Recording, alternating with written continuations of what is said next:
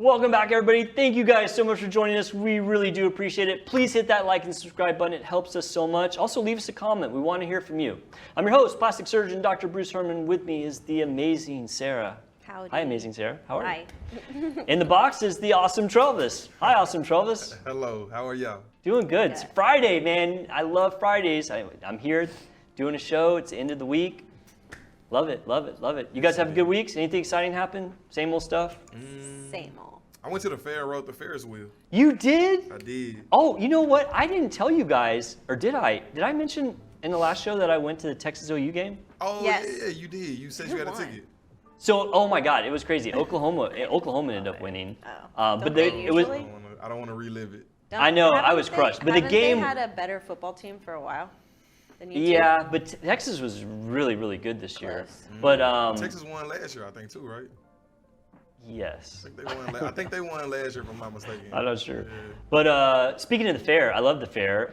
We're actually going to go pretty soon. Yeah, I need to take Avery, but she doesn't like the Ferris wheel. I took her on the Ferris wheel like at a regular fair, and it scared the crap out of her. Oh, she would Honestly, hate the it's- Texas Star. It's like so high. I know, I've been on that one, but it's more safe. Like it's more like Yeah, it's like it legit. Seems, it seems like less like It's not going to like roll down the road. Well, the one I took her on, it was like my sister said when she was watching us from below, it was like going like this. So do you guys like, okay, this is random. Yeah. Do you guys like those crazy adrenaline rides or?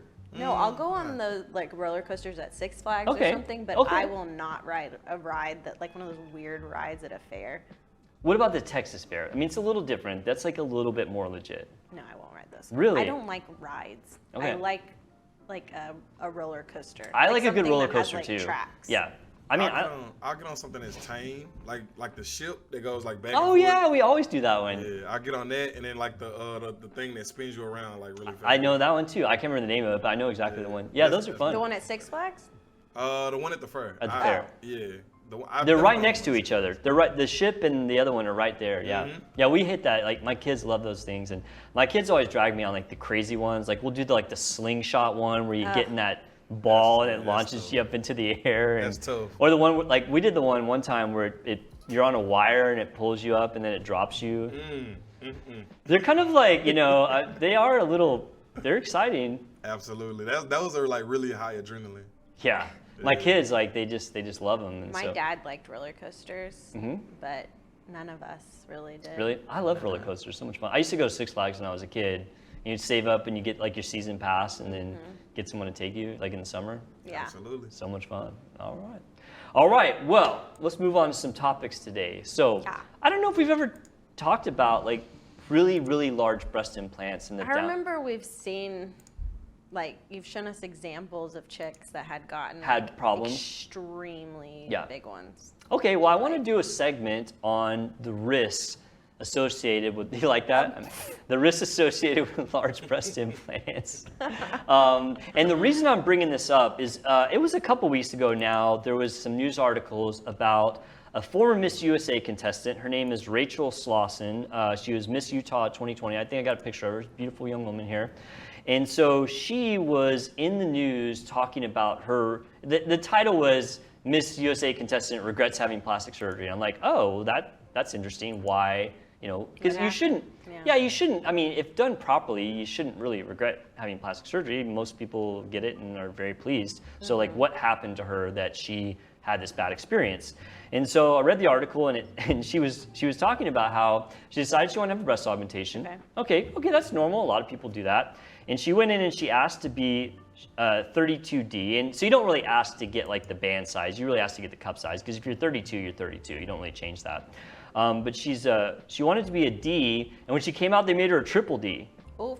I know, right? I was like, oh my God, no wonder she had a bad experience. And honestly, that is a huge, huge pet peeve of mine when people go to a plastic surgeon and the plastic surgeon doesn't take the time to figure out what they want and they come out with something that they don't want. And generally it's something way bigger than they wanted. That happens so many times and I just don't get it. I mean, I do get it because I've seen plastic surgeons when I was, in training or whatever that just didn't take time to talk to people. And I feel like the reason that it happens is because, well, two reasons. One, one of the most common things people will say after getting augmentation, if they get like a good one, they'll be like, oh, I really love it, and maybe I wish I'd gone a little bit bigger. And so I think some surgeons will, maybe push people to get larger so that they're not unhappy. But I mean, I don't have people that are really unhappy because, I tell them that there are downsides to going really big. And then the other reason is sometimes whenever people have a little bit of sag of their breast, a larger implant kind of helps that. A large implant doesn't do the same thing as a lift, but it can kind of, mask it a little bit. Right. And so I think that's why sometimes these surgeons will put in these giant implants. But the problem is that, there's risks associated with that. Like there's problems that can happen. And I see it time and time again in my office where someone will come in, they had a breast augmentation done maybe a few years ago or, 5 or 10 years ago, and now they're really unhappy because of either a complication they had from having really large implants or their body's changed and suddenly their breasts are out of control. Yeah.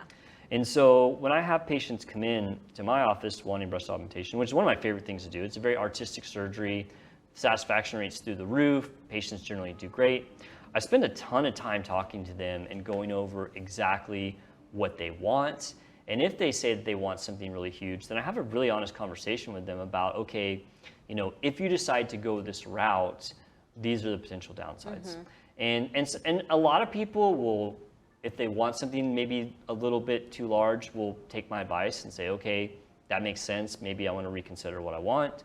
And some people say, look, I understand what you're telling me. I'm willing to accept the risks and go ahead with this. And if I feel like it's, not insane, I'll do things, bigger than maybe I would recommend. Yeah. But I have to make sure that patients understand, and that's where I think a lot of people don't get that experience when they go to doctor's offices and it's more rushed, or maybe they're talking to a nurse or something. In my experience, whenever I had mine done, like I remember whenever I was like, it's like maybe a day or two, and I was like, gosh, I hope the swelling goes down. These are right, and that's super common. I mean, that's a Yeah. totally separate issue because when you have surgery, and I tell all my patients this too. I tell them, I did 4 implants this week. It was really busy. Every patient I'm telling them like, okay, when you wake up, you're going to be swollen up top and you're going to look bigger than you're going to be. Yeah, I Just felt be like they were like in my face. Yeah. I was like, You're like, please tell me this. they're like invading my life. They're invading yeah. my perimeter. So risk of large implants. So this is important because there's plenty of people out there that might be considering implants themselves, or they have friends that are considering having them. There are definitely risks of getting really big implants. So one, really big implants are much more prone to get out of position. And what that means is you want the breast implant to be right behind the breast. And you definitely don't want it to fall down or to the side.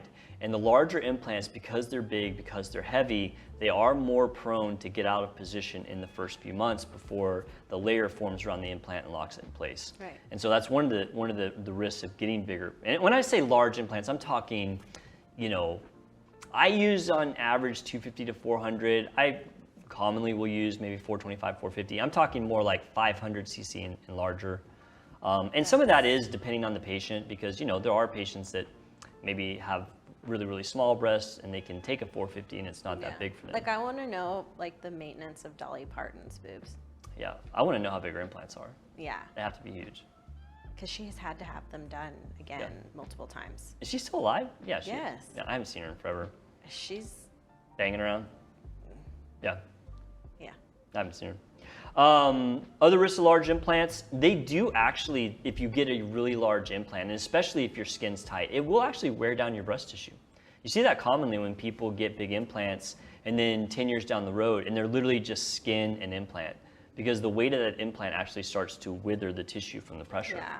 That does happen.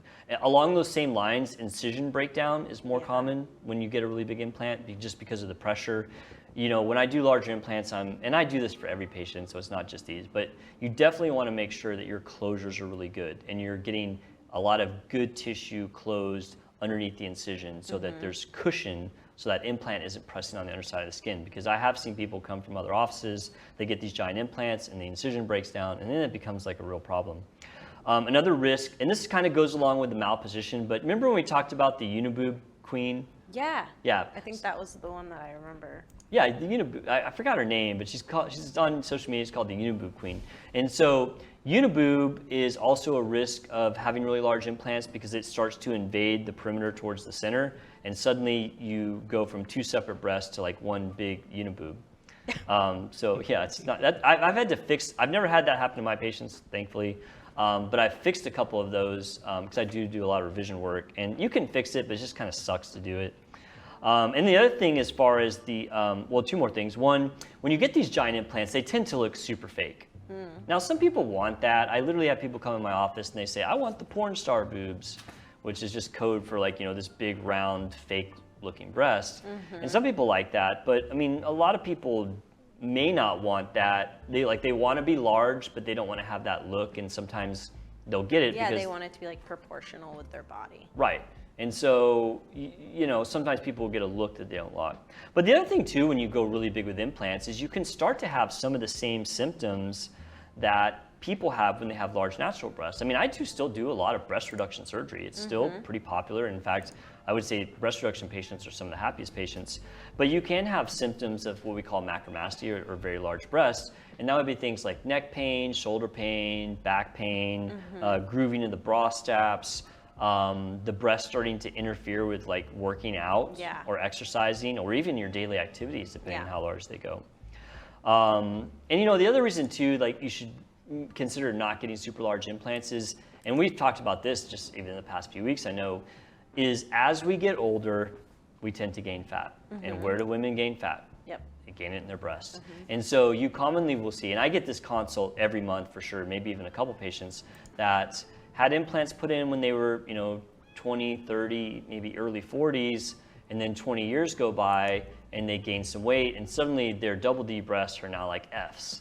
Yikes. And they're super unhappy and they want their implants out. And you can do that, and that's fine, but it does mean that you have to have another surgery, versus if you go a little bit more conservative at first, you gain a little bit of weight, and maybe you might be slightly large, but you're not to the point where you're unhappy. So.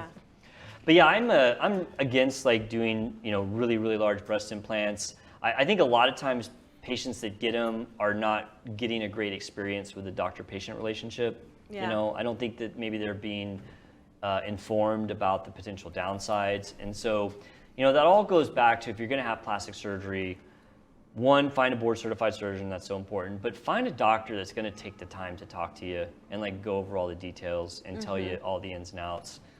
Because if you don't, you can end up being unhappy, like Miss Utah. I feel like when doctors tell you like, no, you don't need to do that. Right, you like, should they're listen. Not like, yeah, you should listen to that. Yeah, I'm like.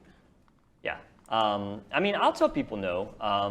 But I think that's a good thing. No, I don't think totally like a good like thing. I want to have double Fs or whatever. Yeah, and you're like, and the doctor's like, yes, let's do that. Like that should be red flag. That should be a test. Like go in and say something dumb to the doctor and make sure that they correct you. Yeah, and if they correct you, be like, that should be our undercover show. Just I'll go to plastic surgeon's Dude, office, plastic surgeons would and I'll lose go their in there and I'll minds be if we like, did can that. I have a double F? And if they say So- yes, I'm gonna be like, canceled. That sounds super cool, but like we would have people like with pitchforks outside the studio if we started doing that. And as entertaining as that might be, Even more reason to do it now. I maybe we'll It'll be like punked. We'll put just get somebody that looks like Ashton. You could dress up like Ashton Kutcher. Oh my god, the show is spiraling out of control. I like it. I'm not saying no. I'm not saying no, Sarah. But let's put a pin in that one, and we'll circle back. Circle back. Yeah, I like circle it. back. I like it. All right, so yeah, large breast implants. Not a great idea. Once again, make sure you find a doctor who's going to talk to you and give you all the ins and outs. So.